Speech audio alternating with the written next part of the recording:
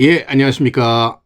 역사로 돌아보는 김 선생의 뉴스 현장. 오늘 이 시간에는 이번 정부의 대통령 직무 공간이 이전에 오면서 뉴스의 현장이 되고 있는 이 용산에 대해서 말씀을 좀 들어보도록 하겠습니다. 용산이라고 하는 것은 말 그대로 용의 형상을 닮았다고 해서 용용자 용산이라는 명칭이 붙여진 곳이다라고 보시면 되겠습니다. 이 서대문구 안산의 연화봉에서부터 한강으로 거슬러 내려오는 산줄기의 형상 자체가 마치 하늘에서 용이 내려와 한강수 물을 마시려는 형국과 같다라고 해서 용산이라는 명칭이 붙여졌고, 오늘날 마포구와 용산구의 경계를 이루고 있는 산이 바로 이 용산이 되겠습니다. 특별히 이 산줄기가 한강까지 흘러내리는 과정에서 산줄기와 함께 만초천이 흘러내려서 한강에 이르게 되면서 용산과 만초천 유역에 새로운 주거지가 형성될 수 있었다고 보시면 되겠습니다. 지금 이 안산 쪽에서부터 산자락이 흘러내려가지고 한강과 만나는 지역에 바로 용산이 마련이 되어 있었고요. 이를 따라서 만초천이라는 하천도 함께 내려와서 이 지역이 일찍부터 사람들이 거주하기 좋은 하나의 주거지를 이루게 되었으니 바로 이것이 용산이다, 이렇게 보시면 되겠습니다. 뿐만 아니라 이 한양으로 들어가는 길목에 해당되는 것이 바로 이 용산에 해당이 되었다라고 보시면 되겠습니다. 그럴 수 있었던 것이 바로 이 만초천이라는 하천이 한강과 만나게 되면서 이것이 북쪽으로 거슬러 올라가는 이 물길 자체가 중요한 길목의 역할을 했기 때문이라고 보시면 되겠습니다. 그래서 오늘날 마포구와 용산구를 가르는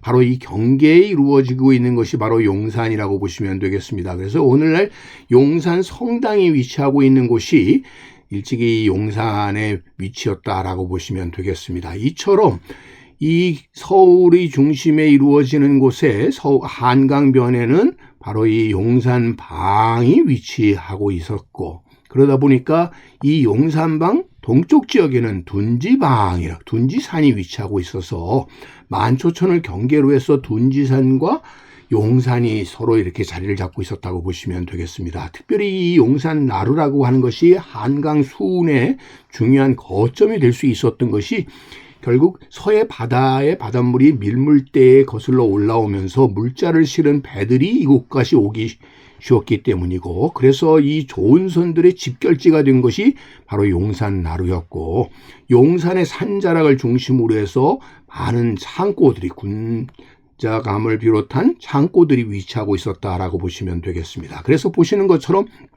이 용산 구릉지대를 통해서 군자감 등의 창고들이 위치하고 있었다라는 것을 알 수가 있고요.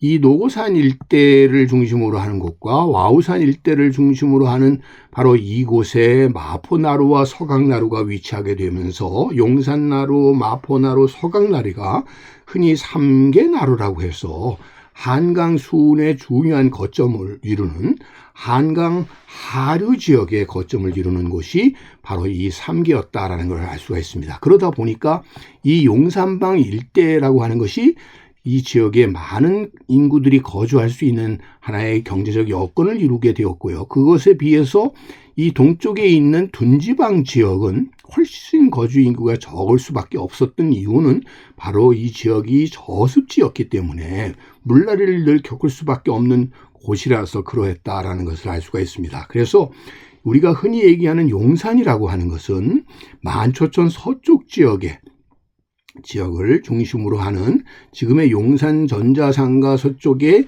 소위 원효로 쪽이 용산이었다는 것을 알 수가 있습니다. 이처럼 서호, 마오, 용의 3개 포구가 위치하고 있는 곳이 바로 이 용산 지역이었고, 이곳 자체가 강의 유속 자체가 호수처럼 느려서 배가 정박하기 용이한 지역이라서 나루터로 발달할 수 있었다라고 보시면 되겠습니다. 그래서 용산 나루가 형성이 되게 되고, 노고산의 소위 3개 나루 중에 하나인 마포나루, 그다음 와우산 아래의 서강나루에서 이 3개 나루라고 하는 것이 이렇게 중요한 거점을 이루게 되었었던 거고요. 여러분들이 이 만초천이 이 용산 한강변으로 흘러내리는 가운데 산자락이 발달했었던 용산의 모습을 사진에서 확인해 볼 수가 있겠습니다. 지금 오늘날 용산 성당 쪽에서 내려다본 한강의 모습을 보게 되면 이렇게 높은 언덕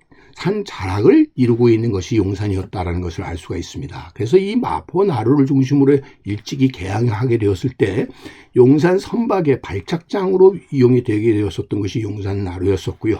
그래서 조선시대의 용산이라고 하는 것은 한강의 물자들이 모이는 바로 이 좋은 선들이 모이는 중요한 창고의 구실을 했었던 것이 용산이었다라고 보시면 되겠습니다.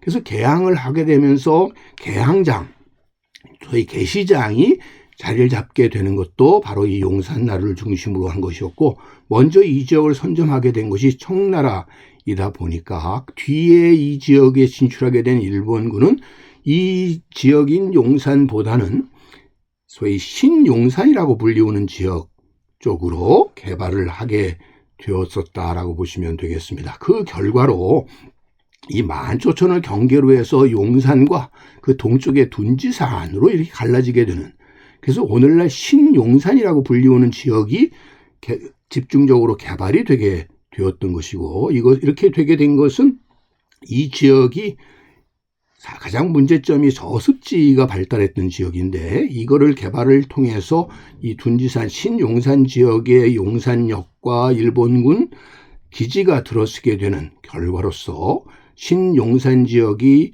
일제강점기 이후에 더 중점을 이루게 되었다라고 보시면 되겠습니다. 그래서 여러분들 한양에서 한강을 건너 전에 있었던 이 이태원이라고 하는 여관이 남산 자락에 있었던 것 또한 바로 그런 침수가 잘 되는 저지대였었기 때문에 그러하다라는 것을 여기서 우리가 다시 한번 확인해 볼 수가 있겠습니다. 자, 그런 의미에서 오늘날 우리가 흔히 신용산이라고 불리우는 지역은 결국 구용산에 대비해서 일본군에 의해서 개발됐던 지역이라고 보시면 되겠습니다.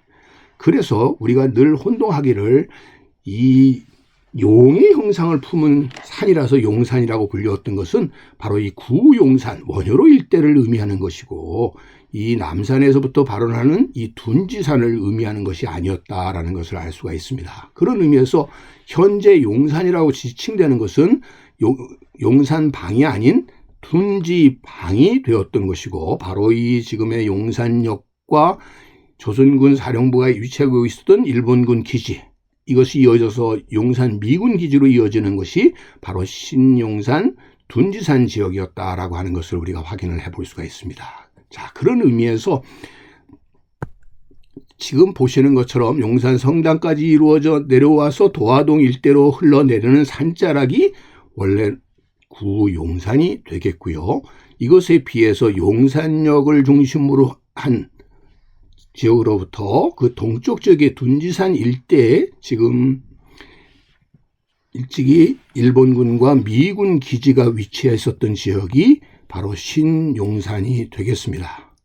자, 그 결과로 오늘날 우리가 흔히들 얘기하고 있는 용산의 대통령 집무 공간이라고 불리우는 지역은 바로 둔지산 일대에 위치한 곳이 되겠고요. 바로 그런 의미에서 우리가 통칭해서 그냥 용산 대통령 집무실이라고 불리고 있는 이곳은 정확하게 얘기하면 용산이 아니라 둔지산 지역에 해당이 된다라고 보시면 되겠습니다. 자, 오늘 이 시간에는 그래서 원래 용의 형상을 품었었던 것 때문에 붙여졌던 용산이라는 명칭 대신에 오늘날 이 둔지산 지역은 이런 용의 형상과는 아무 관계가 없는 둔지산 지역으로서 오늘날 흔히 신용산이라고 불리우는 지역에 해당이 된다라는 얘기가 되겠습니다. 오늘 이 시간 뉴스의 새로운 현장으로 떠오르고 있는 바로 이 용산의 유래와 그 명명의 배경이 무엇인지 오늘 역사로 돌아보는 뉴스의 현장에서 함께 알아봤습니다.